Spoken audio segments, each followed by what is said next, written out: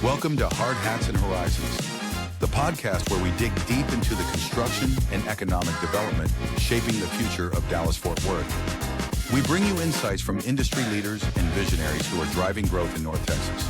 From construction projects to industry trends and insights, we cover it all. So grab your hard hat and join us as we explore the people and projects shaping the skyline of DFW. Now, here is your host, Andrea Pender. We are going to get started with the Hard Hats and Horizons podcast.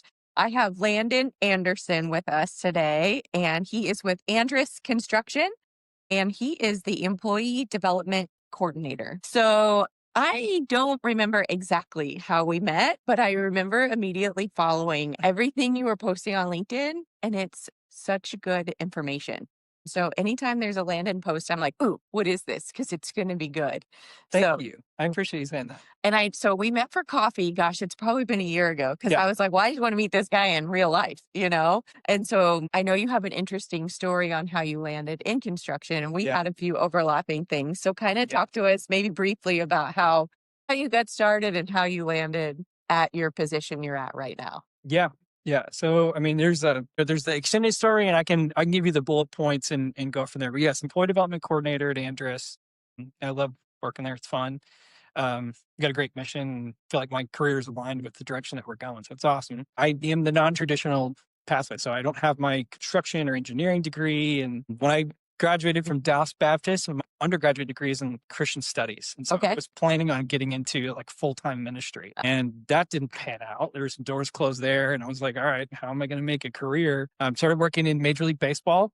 I got a position selling season tickets for the New York Mets, was promoted to their new business thing. Some sort of, we got 2015, we won the National League championship, went to the World Series. Things got real hot, and for some reason people like to buy things from me because I've got a little bit of an accent up there. So it was fun I was selling tickets to banks and firms like that, and it was awesome. So the Rangers brought me back to do the same thing. I was hired away selling by one of my clients to go sell franchises at Goosehead. So I was kind of building this like sales trajectory career. And then that was, a lot of hanging and banging the phones, a lot of meetings, and it's fun. I love storytelling. I love, sharing with people. Just kind of reached this point with sales where I was like, I just don't love this. My heart really isn't in this. So parted ways with Goosehead.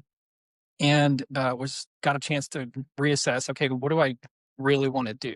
And so I got to take inventory. I had a mentor, was just like, hey, why don't you try teaching? And so I went and got certified to teach real quick. And I started teaching elementary special education and then middle school special education. I taught for 4 years, got my master's degree in education, and was planning on pursuing the administrative route. I was like, all right, teaching, what's next? Let's get into administration. And during my degree, I focused on data display for like, how do I show that test scores, are they going up or are they going down? Interesting. And it's very like, okay, the yes or no questions, we need to show those in a pie chart so we can see, the differences in data. How do I unpack trends and growth over time? And was just challenged to do that by my mentor, Dr. McCaney at Dallas Baptist. And he was able to challenge me to do that stuff. And that's what I was planning on doing administratively, and was about to start an administrative role in Grapevine Collegeville ISD. And I got a phone call that the district was downsizing administrative roles at the campus. And so the principal called me back, and he was like, hey, I know we've hired you for this role, but actually it's going away. So we want to give you administrative responsibilities, but you're going to be a teacher in the classroom. So you can administer football games and all that stuff. And I was like, well, I guess that's the pathway forward. And then that same week, I got a message on LinkedIn from a boiler company in Dallas that was like, hey, I don't know if you would ever consider doing learning development in the space, but why don't you come over here and see what this is about? So I did an interview. They offered me the job. And so I started doing training development for a boiler company. And essentially what I was doing there is you're putting welding torches in 17-year-olds' hands, and you need to write training so that when they burn themselves. Not if, when. When they burn themselves. Right. Exactly. That they're, the company is safe. And we've trained them enough that, we know that, so I had to get several safety certifications and get my, train the trainer, OSHA stuff, all these different courses. And I'm posting this content and on LinkedIn of some things that I was doing. And the director of technology at the time, John Andrus, was like, "Hey man, we got to meet for coffee. Mhm. What are you doing?" So we met. He was like, "You just need to come work here." Mhm. He's like, "We'll just come do the same thing." So fortunate to have a connection with John, and he said, "Stop what you're doing, come work for us." And so I had some questions about Andrus, and they were able to answer those pretty quickly. It's like, all right, what's the growth trajectory look like? What are you guys trying to do? And it's like, yep, this makes a ton of sense. And so I moved away from compliance training over to like growth, strategy, business focus. There's a lot of opportunity where I'm doing now to kind of create my own material and figure out, all right, what's next? What do we want to do? Yeah. So I know when we met, you went through all that. I'm like, man, all that's so interesting because I have a few years of teaching under Yes. my belt also. And I feel like teachers can kind of go and mold into kind of anywhere Yes. and they can teach, which I think is so interesting because, when you think about teachers, you just think about K through 12. Mhm. You don't think that there's training and things like that outside of Yeah. anything but, elementary school, high school, college. So I think it's super cool that they found you and then you've landed in such a neat role of being able to create the trainings that Andrus is doing right now. So you've mentioned mentors. So Yes. talk to me a little bit about your mentor or mentors that you've had over the years. Man, I feel like there's a laundry list of people that I've gleaned from and picked up some different things. And so, it was really fortunate. In high school, I had a great, football coach that, inspired me to, be disciplined and focused. And I got to play, baseball at Dallas Baptist with a great coach, and Dan Hefner. He's, discipline, consistency, 1% better every day, that kind of stuff. And then career focused. I would say the guy that kind of stirred, when you let's stop thinking about jobs and let's start thinking about your career. He's the vice president of partnerships for the Texas Rangers, and his name's Chad Wynn. And so I started working in the box office for the Texas Rangers, collecting tickets on game days. And that was kind of my first job. Uh-huh. And they gave me a Texas Rangers email. I started emailing everybody in the company, and I was like, "Hey, how do you work here? What good do for you you. do?" So I was like, "Just tell me what your job is and what are you going to do next?" And I went into everybody's office and, met with this vice president and this, person. And they were good conversations. The conversation went in. It was like, all right, like, thank you so much. When I had a conversation with Chad Wynn was like, "Are you serious about this?" Yes. He's like, "Okay." He's like, "Wear a watch." And I was like, I remember you telling me that. yeah, he was just like, "Start wearing a watch." And I was like, "Okay." And he was like, "You need to dress the part." Yeah, I'm not wearing one today, so forgive me for that. This construction. So, and he's like, "Wear a watch." So I went to Fossil and I bought this inexpensive watch that I could afford. And I saw him in the elevator the next day. He was like, "Cool, come by my office at 11:30. I'll see you then." And he's like, "Bring a copy of your resume." So I brought a copy of my resume, and he said, "I'm about to pick up the phone and I'm going to call a friend of mine with the New York Mets." He's like, "Are you ready to pick up and move to New York City?"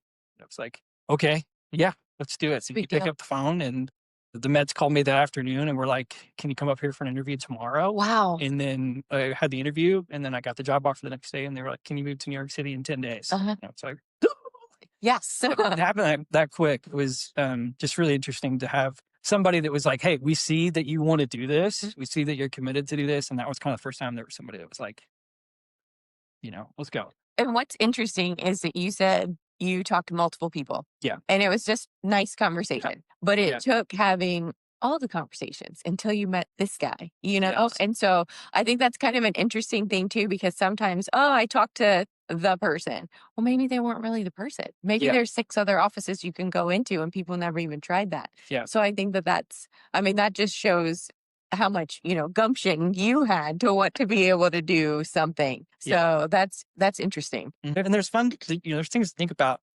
There's a lot of people that would talk about proximity to mentorship. And this is really a big, rally cry or value that I bring is that, like in construction, we're facing a space where we have a ton of construction brain capital set to retire and leave the industry in the next like 7 to 10 years. And so there's this critical knowledge gap that has to be addressed. And I haven't done 15 projects where I've, poured this, concrete structure that's 30 stories high and experienced the rebar situation that's funky and relative to this county with this official and we're losing a lot of Mhm. people in the industry. And so there's this critical gap in construction that learning and development needs to enter. Yep. And that's where there's an opportunity for me to be like, all right, what's leaving? What did they know? How do I teach them to communicate this information? And how do I teach them to mentor people so that we could bring along future professionals? Mhm. Because, for all the things, the old heads, the legacy way is probably the more politically correct term of like, oh, that's the legacy method. I feel like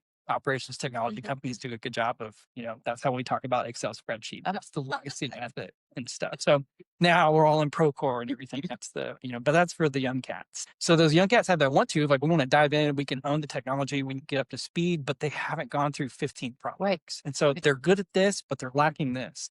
So there's opportunity to exchange through mentorship, like teach me what you know and teach me what you know. And when there's that insert space for humility, mentorship is the opportunity to like build a structure to address this impending knowledge gap that's coming to our company. So there's an opportunity to develop that space, facilitate that, create structured and unstructured time for that to happen, and then just work hard to address a culture of humility to be in that space. Yeah, no, that's really important because if you don't know how to do something, it's scary to say that. I mean, I was just at a class this weekend and I know the instructor just told me what to do. And then 10 minutes later, I had to do it again. And I just said, Yeah. I forgot. Like, I forget how to do this. And he joked and he goes, you didn't remember everything. And I'm like, no, I'm going to need to do it 10 more times before it becomes natural. But it was that scary. It wasn't that scary, but it was just like, I don't know how to do this, even though you just showed me. Can you share with me like your teaching background? It's you talk about like when you're thinking through instruction, Mhm.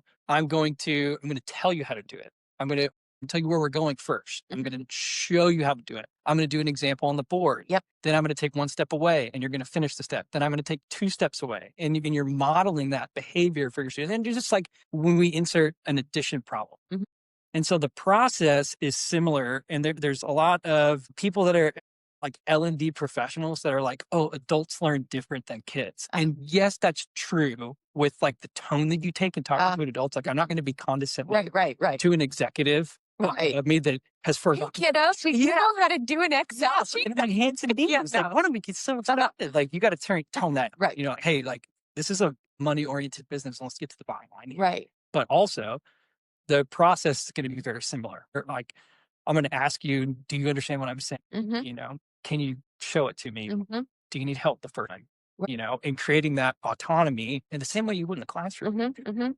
but just doing it in this space now. Is this like a formal program or is this something you're encouraging everyone to be a part of at Andrus? Or how do you guys kind of make it happen? Yeah. So there's a group, we do the Andrus Leadership Program annually. And that's a process that we have people in our company apply for. When they go through the application process, we interview them. We talk about why you want to do this. We evaluate like what are construction project needs? Like, are we taking you away from the project too frequently that the project is going to hurt? So we're going to place a high priority on the project. So if you're pulling a critical superintendent away from the job and it's going to derail the job, like this is not a good season for you to do this. We're going to reassess this for next year. But we take about 12 people. Wow. And we put them into this program. We meet 6 times for a couple of hours. And I try to focus this time on leadership core skills, applicability to the job site. It's not going to be like, all right, let's get together and let's talk about leadership and lovey-dovey and hug each other and get out. No. Like, this is going to be critical leadership core skills training. So the first thing we did, we had a conversation with Norma. She does Clifton Strength. She came in, her. talk about her personality, came in and let's talk about our strengths. And we talk about, okay, how do I manage within my strengths? Talk about what is my leadership personality profile? The second thing that we talk about is mentorship. And, what I really try to drive home is like, how do you have a mentorship conversation? And in a lot of people's experience with mentorship is like, I take a look at you, Andrea, and I'm like, I'm envious of like, you're outgoing, you're extrovert. So just receive this encouragement from me. You're outgoing, you're clear, you're able to articulate, you tell stories. I recognize all those things about you and I want to get better at that. And I would like for you to mentor me. And then what happens is like, there's no structure for like, what's next. So inevitably what happens is you're like, how often are we going to meet? How long is that conversation going to be? Do we do it again? Do we do it 3 times? Do we do it 5 times? And so try to create some structure to that where it's not the like, hey, you're mentoring this person conversation. and you feel like forced to do that. Right. But just creating some guardrails to guide you down this mentorship path. Mhm. And so with those 12 people, I have 3 mentors Oh, as well. nice. And so I mentor the 3 individuals, and they're mentoring our 12 individuals in there. And we're kind of creating the cycle of I'm going to ask people to mentor next year and say, who wants to be involved? Challenge them to be like, all right, you're on this side now. You're not the mentee, you're the mentor. How's it going? And coach them through those conversations. I focus in on the 3 mentors, and then my mentors get to focus on the 12 individuals. And we're in this cycle now Nice. of doing that. That's exciting.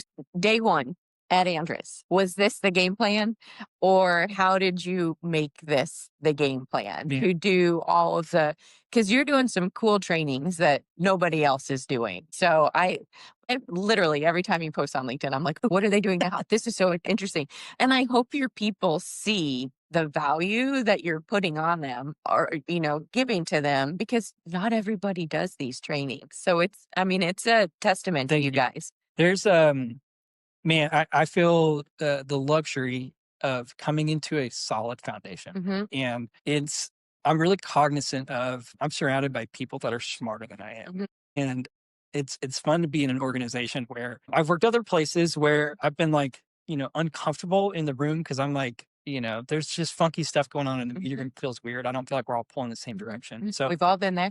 yeah. And I have the luxury of working other places. When I came to Andress, they've been around since 1991, like done a lot of business with individuals that really believe in and understand the values of the business. And so you have some companies that are like, oh, these are our core values. And that's not what happens when you go into their office. Right. And that's not true in Andress. Like the core values are real.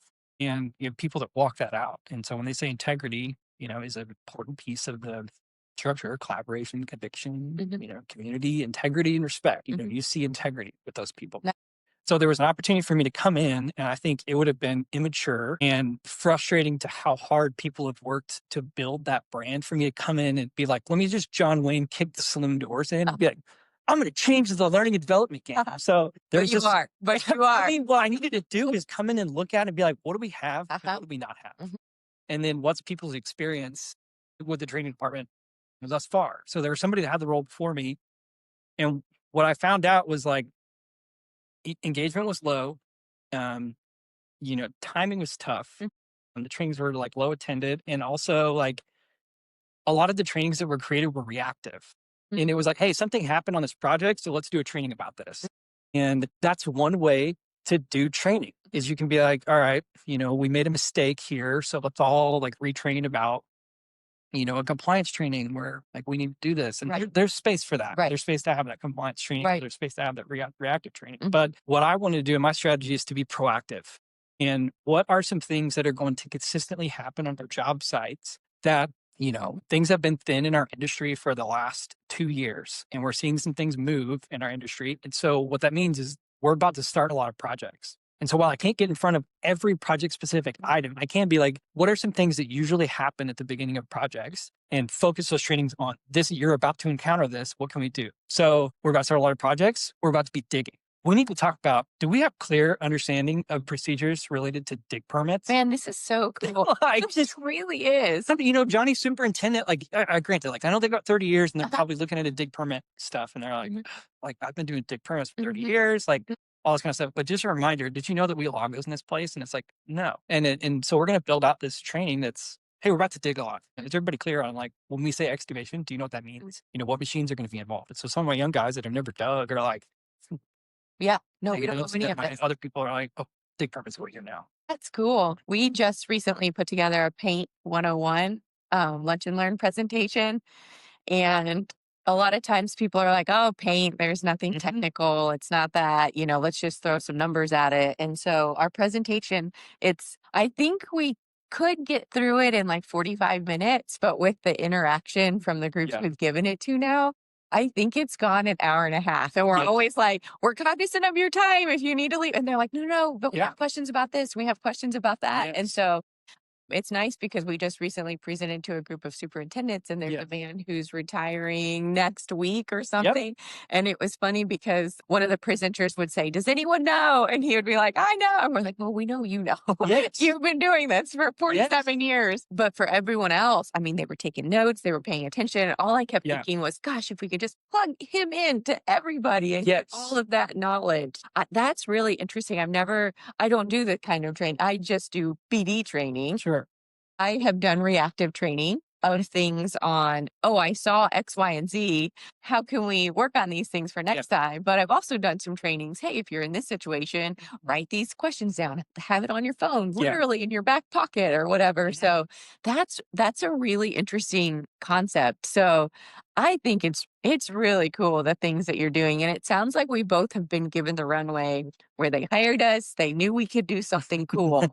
And how you said you kind of sat back for a little bit. I kind of sat back for a few months too, because I didn't want to kick the doors in also. Yeah. I knew we needed to do something with the doors, but we're not gonna kick them Yeah. in on day one. And it's been nice to be given that Mm.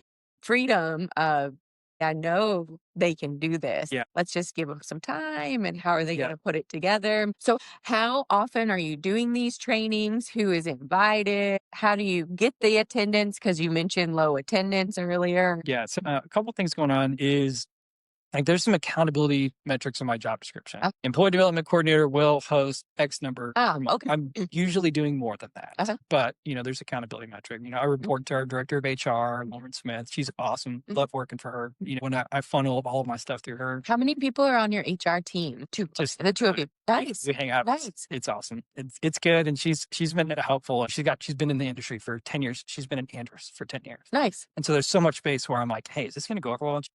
And I'm like, all right, yes, ma'am. Like, let's do that. And it's great. She's got good feedback. She's a good leader. She's good at delegating things and stuff like that. So it's been really helpful. But in terms of like developing engagement is like, how do I make the content sharp enough that people are like, yes, I see how this is applicable and I would like to go. And then also, this was part of learning for me in getting that engagement up front. Some strategies in the past where everybody was invited to every training.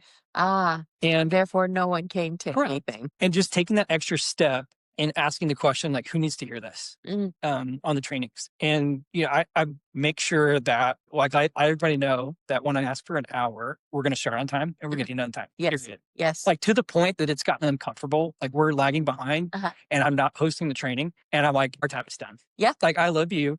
Yeah. Mad respect, but it's over. Yeah. Thank you for that. Like, please. I appreciate that. I eat, breathe, and sleep by my calendar. So when something changes on it, then I'm like, I can't stay an extra 30 minutes. Or it makes it uncomfortable. Like the times that I've had to do that makes it uncomfortable. Like I've had to cut somebody off like in the middle of the sentence. And I want to go back and repair that relationship to be like, hey, like, the reason I'm doing that is when I'm inviting people to the training, I'm telling you that this is how much time I'm asking for. And I need you to be there. It's from me. And when I'm thinking about like, if you're on this training, I need you there. And so there's some like, I do need to invite everybody to some training. When we got a new healthcare provider and we need to do some training on how do I log in and create my new account so that I can have access to my healthcare benefits. Everybody needs to know that. So I need to add everybody to the calendar invite. But then when we're talking about, all right, I need a field-oriented training on like, how do I perform measurement actions in Bluebeam to understand these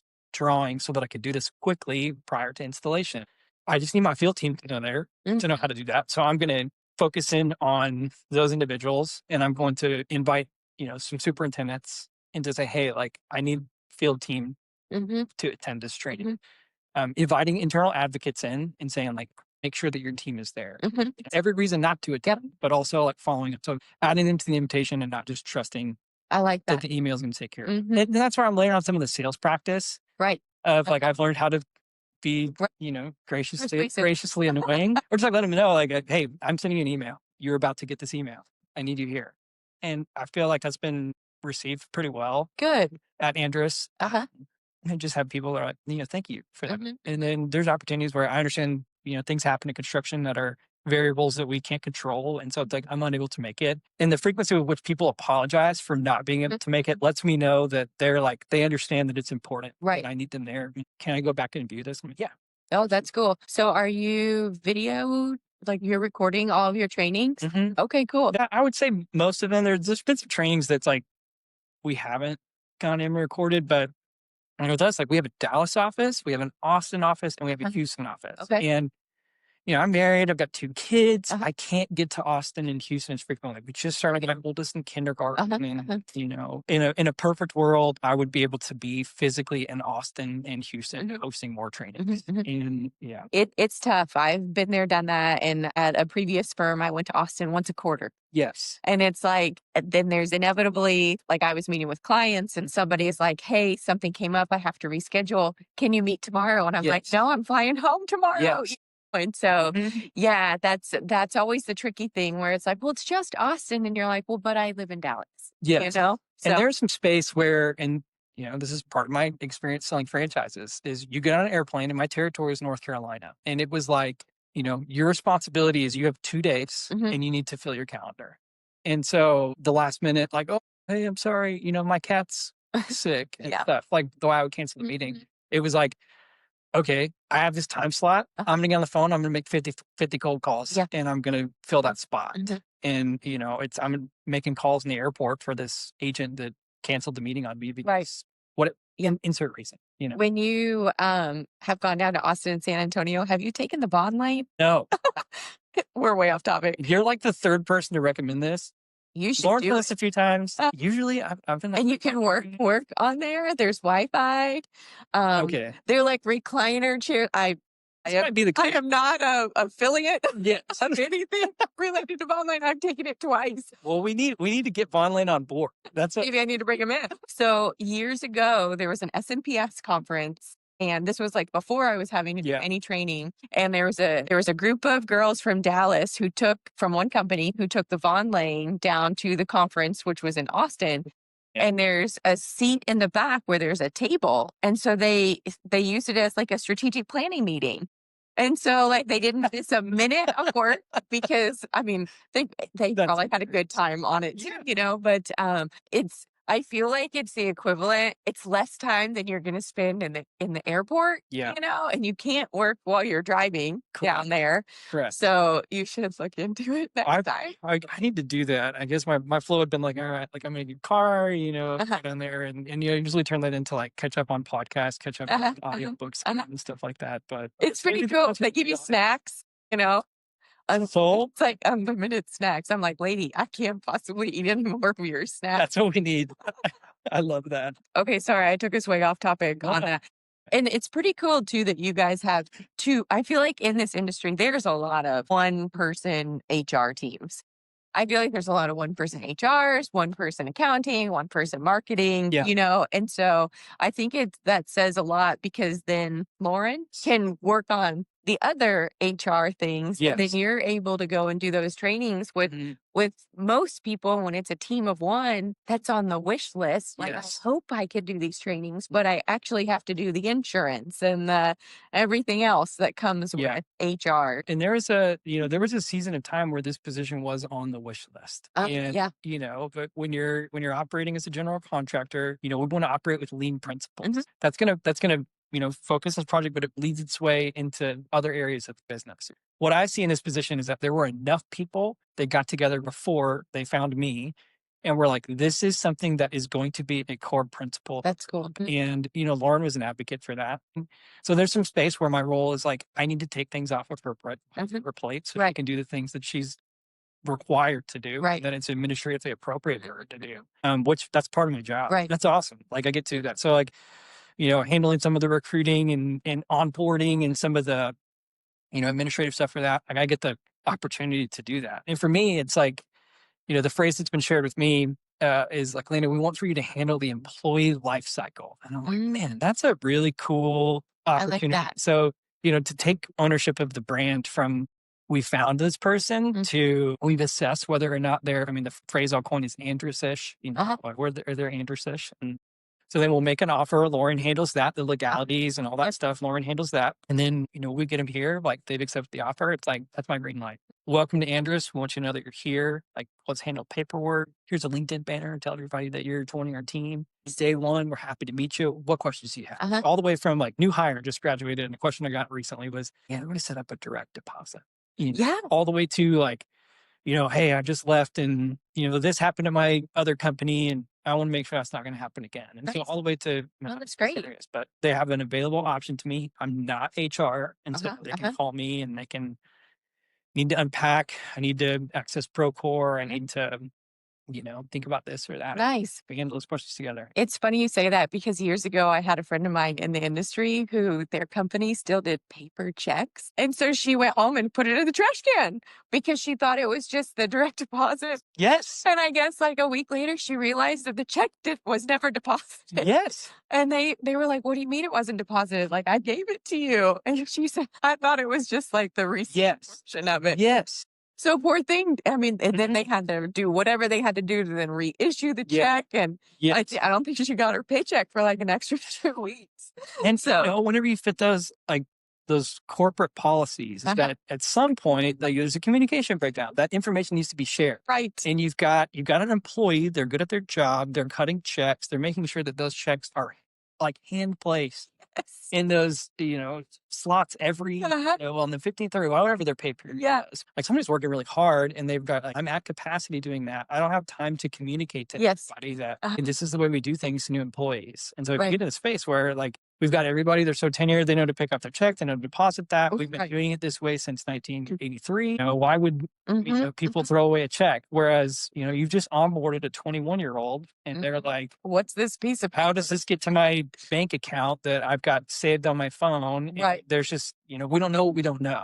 And so there's an opportunity to be asked those questions like, hey, during your onboarding experience, like how was it? And so that's one thing that, Lauren and I are cognizant of is just asking people like, how's it going? And that for us, that's huge. We need to get better. And so like what I say all the time is like we're Andrew's leadership course and our onboarding process. We're as bad at it today as we're ever going to be. And that's our mission is like, we're going to be as bad at it today because we're just going to keep getting better. Right. Well, and I feel like we all have those extra 5 minutes where we could pop by and have a conversation with somebody and then you get busy and you get stuck into your email or returning a phone call or something. And I am trying to be more cognizant with that. Like I have 5 minutes to do a little lap around the office and say hi and catch up. And that's huge. I mean, we have a great culture here. So let's spend those 5 minutes and catch up with the people we spend all day with, you know? It doesn't take much, but it makes a difference. And, that from teaching is, you have that difficult kid in your class and, they're struggling with worry. It's very clear that, something is happening outside of my classroom and you're like, he needs extra attention today. And that's that teacher inside of me of like, I notice something's different. We need attention. What's up, man? Right. Yeah. How are you? Yeah. We have gone all over the place. Totally. So I'm like, where should we go? Where should we go now? On to our questions over here. Sure. We've already answered like 700 of these questions without even knowing it. Oh no. Let's talk about a little bit about industry insights and let's kind of focus it, if you don't mind, on like your training and things. So, yeah, that's fine. Need reliable, high-quality service for your commercial project? Choose Carrco, the most trusted contractor in commercial painting and drywall in Dallas-Fort Worth.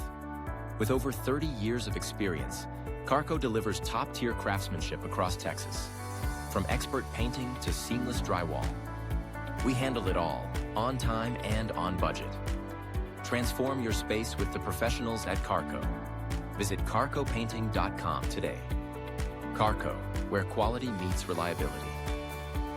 What's your perspective on industry trends that you're seeing right now for any sort of these trainings that you're doing, or what are you seeing other people doing? Yeah. What do you want to do? I mean, the buzzword right now is AI. Okay. And Okay. I would say, looking into, leveraging AI. How are we gonna leverage AI? We've got, some people that are reactive to like, oh, I'm not gonna engage with it. And I would say like AI is today where like the Google website was in the browser. Like when all of a sudden you were like Google.com, people that were like, why do I need a search engine? Like I could just go to an encyclopedia. And it was like all of a sudden Google becomes a verb. And it's like, Chat GPT is kind of getting that space. Like, oh, I'm going to Chat GPT that real quick. And, people mean something when they say, I'm going to Chat GPT. Right. And it really is, it's going to affect every component. And it is currently affecting every component of business inside and outside of construction. So, trying to engage with those things regularly of how does that impact, what we can do. And so when I think about how to insert AI into learning and development, there's all sorts of fun platforms that can generate more outputs than I'm capable of doing by myself. And that's a helpful tool at creating a starting place for new training. I think through the creation process for trainings for most companies are, okay, we're going to ask our training guy to create this training, and it needs to be about this. It needs to have these bullet points. You're going to have one person talking about this, and they're going to be like, all right, these are the bullet points, and show the slideshow. Right. And that's what's going to happen.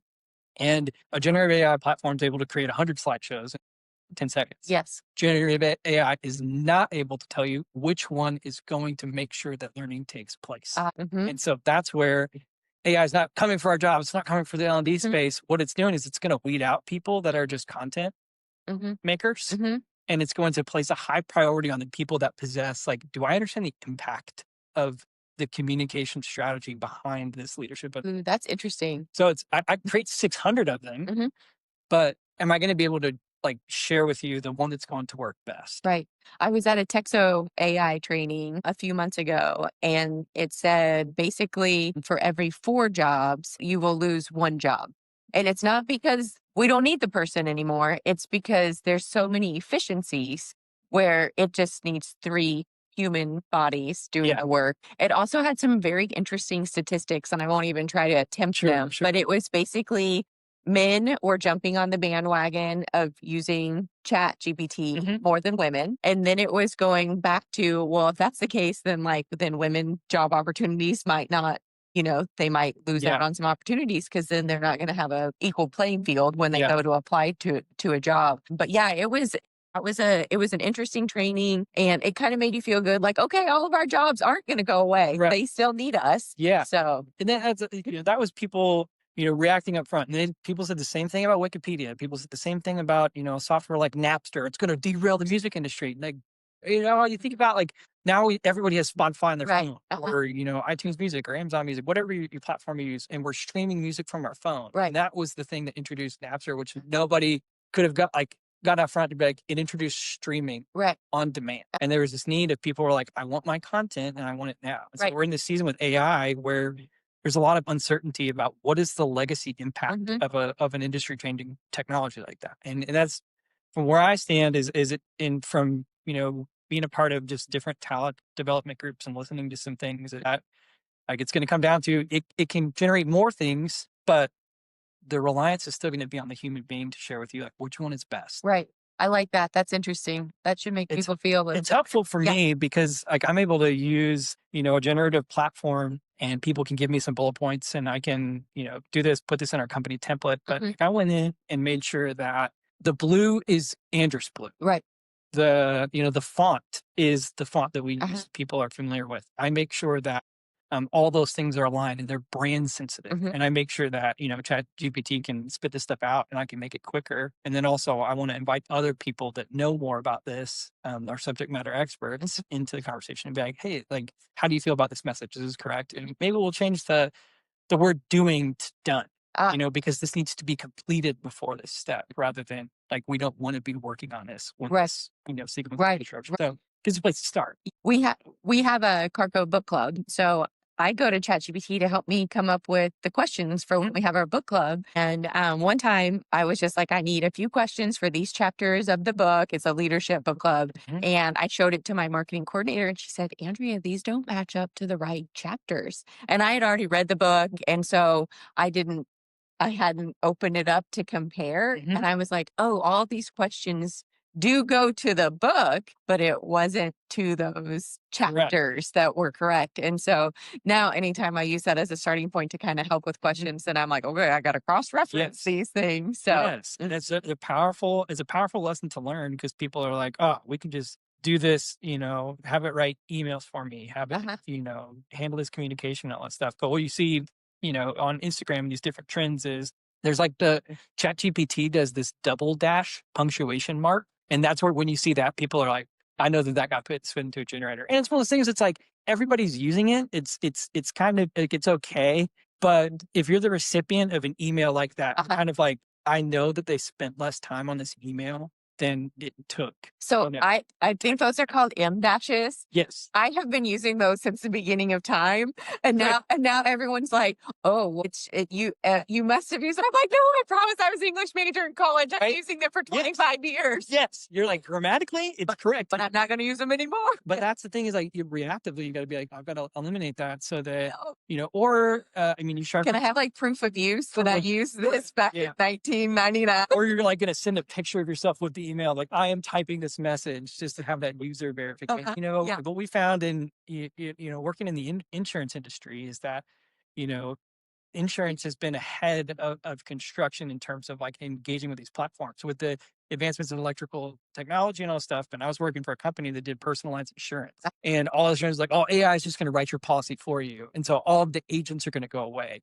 And all of the research inside this company was counterintuitive to that. Interesting. And they were just saying like, no, like people aren't going to trust their house, Right. and they're not going to trust their car Yeah. a machine. Right. And so people are going to go to, I want a human being to tell me that about this. Is this for real?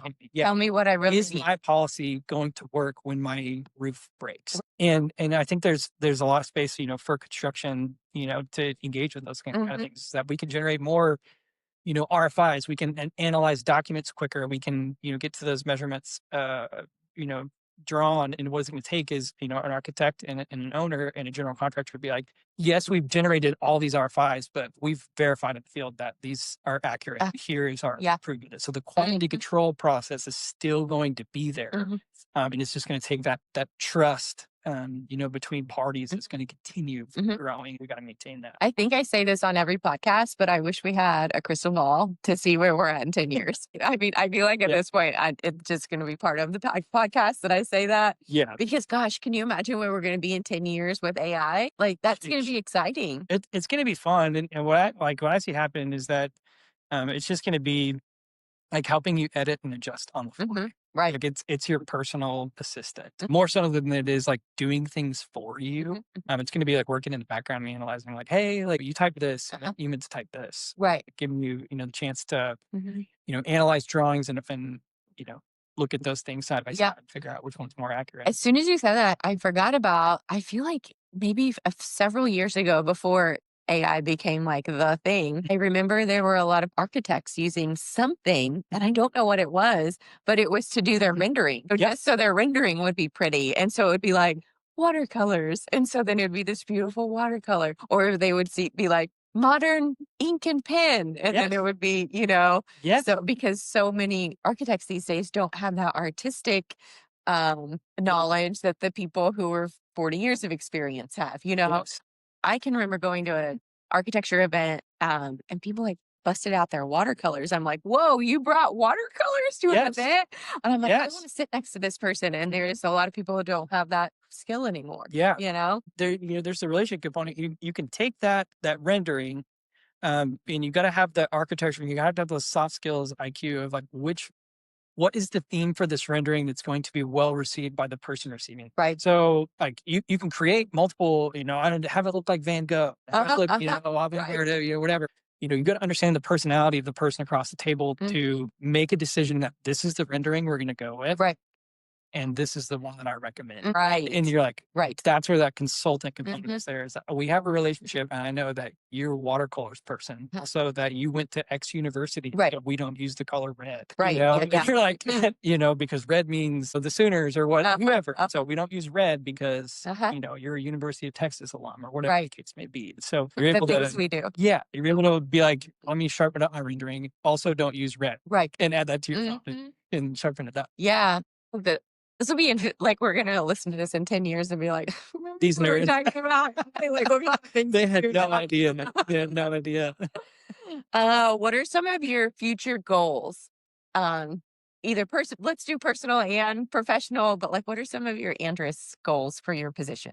I think, long term, there's some space to like figure out like what that journey looks like. There's a clear pathway to growth for like an office engineer, becomes a project engineer, becomes an assistant project manager, becomes a project manager. In terms of like an employee development coordinator, there's a lot of like, what's next? And so that can be like frustrating, at times to be like, I don't know what's next, but also like really, being in tune with the mission of the company and figuring out where it's possible for me to add value and really where it's possible for me to help and support.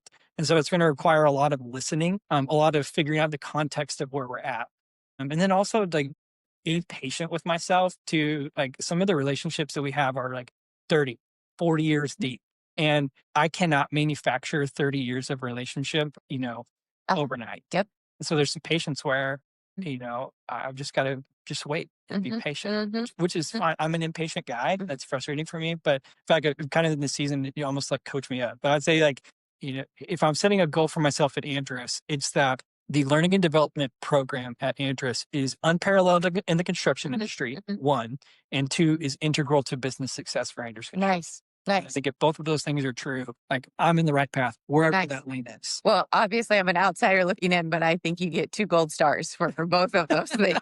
So if that's what I'm seeing from the outside, not being a part of these trainings, I can only imagine what they're getting from being a part of it. Well, thank So you. yeah, I hope so. I'm jealous on these trainings over here. Okay, we've talked a lot of work stuff. Yeah. Let's talk some fun stuff. What are some of your hobbies outside of work? Man, I got 2 kids. Married, got 2 kids, and then we live in Richardson. I'd say hobbies like lately it's been, I wake up in the morning and I'm part of a 5:15 workout group in the morning. I saw you put CrossFit. Yeah. I love you put CrossFit. Judge me. Just notes taken. You brought that up first and not me. So I'm countering the CrossFit narrative that let CrossFit people tell you about that first. I am at CrossFit Richardson, and there's a good group of other people that are just hanging out. It's from the community. A lot of guys are, girls hanging out too, that just good people. So it's, not guys that are like, oh, I'm going to try and compete, and stuff like that. It's guys that are like, I want to work out. I want to be fit so that I'm, able to, when my kids are like, can we do bag practice? I have the energy to say yes to that. And so that was something that was a big 2025 goal for me. Is Nice. Good for you. that's been helpful. I'm a reader, music guy. My wife and I love, going to concerts and things like that. What's your last concert that you've been to? Man, band called Joseph, and they're not together. They're in like Joseph 2.0 stage, but they're 3 sisters. Okay. That my wife loved, and they've got that like sisterly harmony. It's kind of like folky, nice stuff. We went and saw them, and it was, it's not one of those types of concerts where you're going to be like headbanging and dancing around and stuff. I mean, I was just sitting in the back, jaw dropped. Just good their music. ability to just sing. Joseph, highly recommend. They're just elite stuff. Several years ago, we started taking clients to concerts. Like, who do you like? Oh, we'll take you to the Joseph concert. And I'm like, I don't even know who these people are. And some of those concerts have then become like our favorite bands. Like we didn't even know existed. So it's kind of interesting going to a concert with somebody you're like, I've never heard any of this. Fingers crossed, it's okay. Yeah. But it's been fun because then you get to know the client as a person and then they're loving it. It's nice to see joy on people's face. Like the opportunity to kind of unpack, the creative side. My wife's more creative than I am. She's an art major, and she just has a way of like understanding like color and design, composition in a way that like I just don't. I'm able to like grab data, find trends, and communicate what's happening and tell stories. It takes all time. Able to visualize the story in just a really unique way. It's the music is able to like, the music that resonates with her is like, Bob Dylan. Okay. Folky, Stevie Nicks. Type of stuff. And nice. So she's just like, man, this song is like really getting me going. It's cool.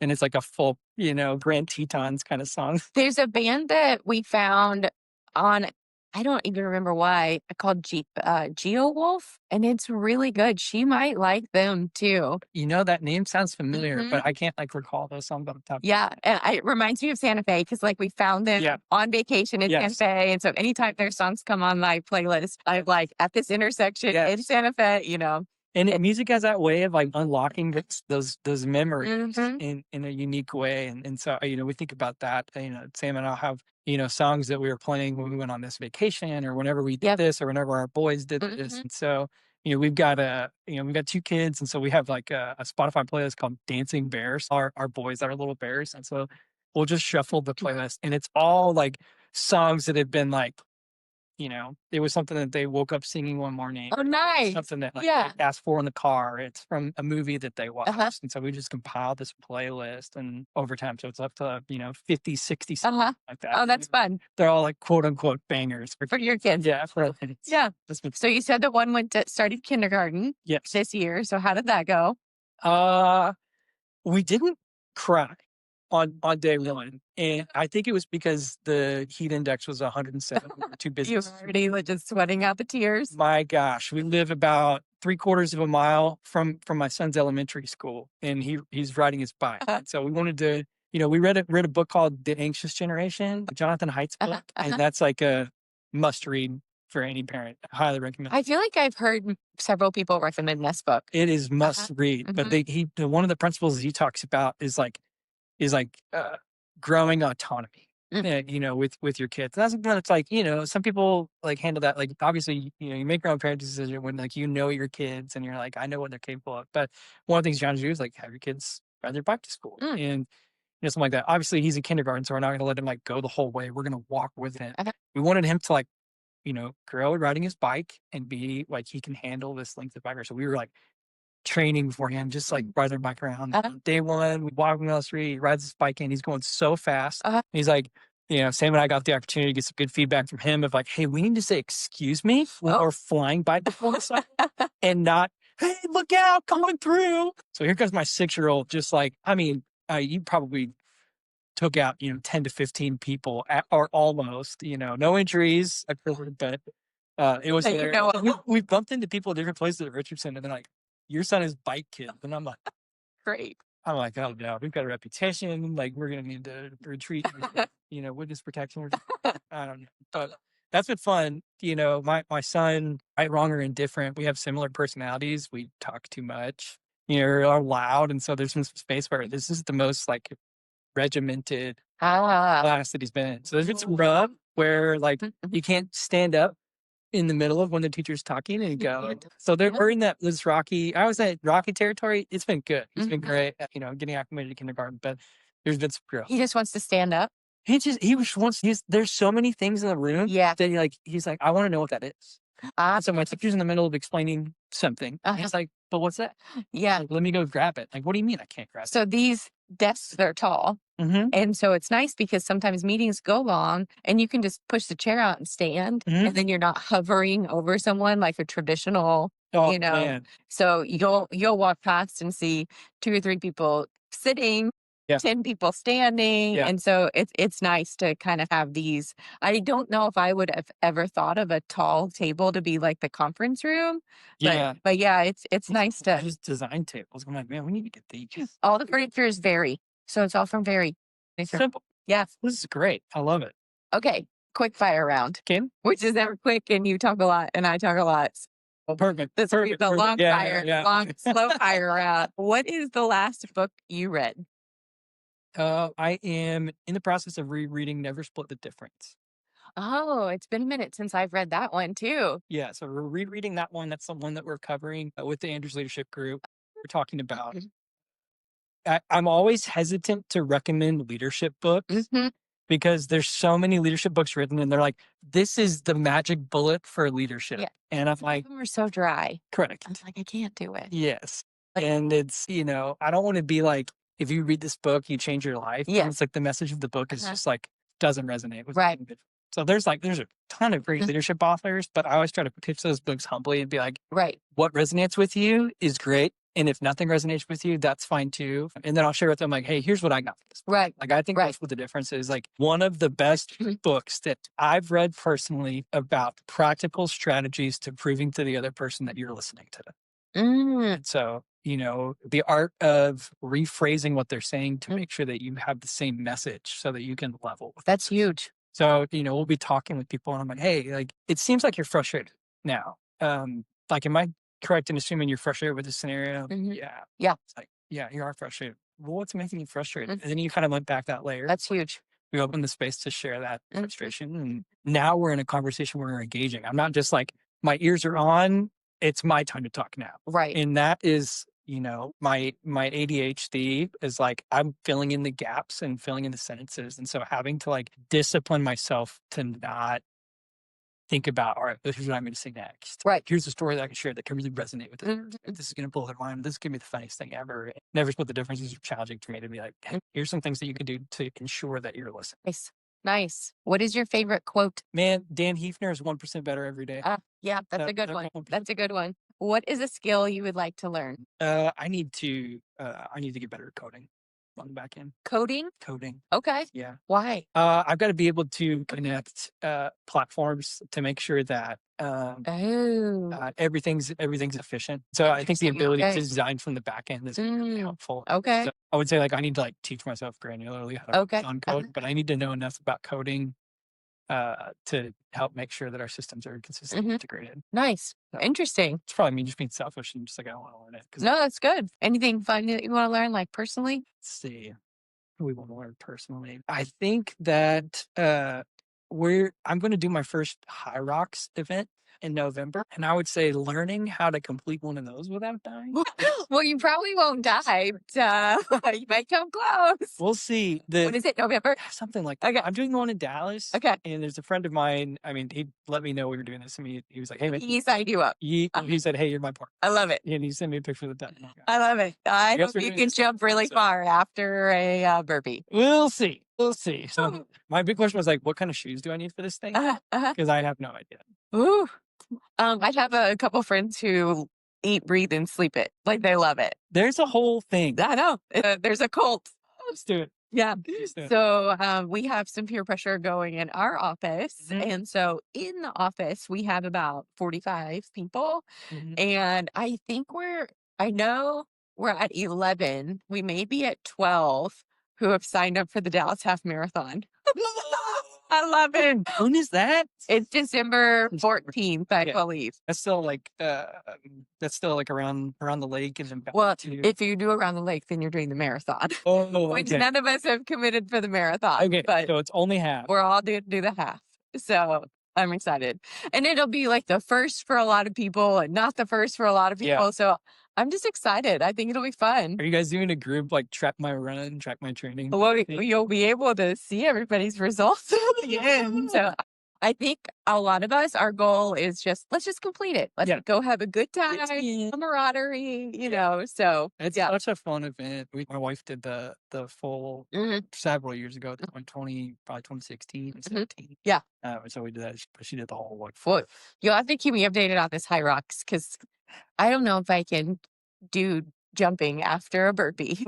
Good on you. I'll have some feedback. I don't know shortly. So we'll see. I love it. I love it.